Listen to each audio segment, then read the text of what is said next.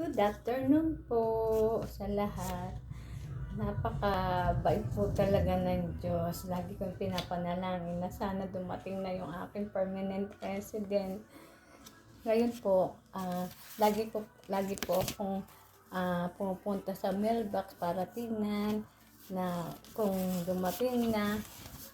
3 years din po akong naghintay ng permanent resident ko po. Ngayon po, nung lumipad po kami sa South Carolina, ngayon po, eto na po yung aking permanent resident. Eto na po.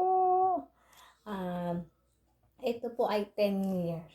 Ang saya-saya ko po. Saya ko po kasi dumating na yung aking permanent resident. 2033. 10 years po siya. Saya-saya ko po. So, pag uwi ko po ng Pilipinas, hindi ko na po dadalhin yung paper kasi po, meron na po talaga akong ID. Ito na po siya. Dumating na po. Sa tagal po nantay ko. Ito na po siya. Ito po, itatabi ko po itong papel. Salamat po. Dumating na yung aking permanent resident. 10 years.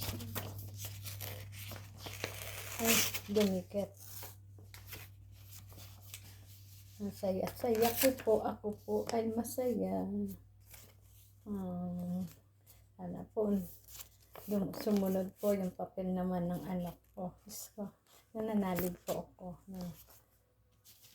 Ang anak ko po si Levi makakarating dito sa Amerika.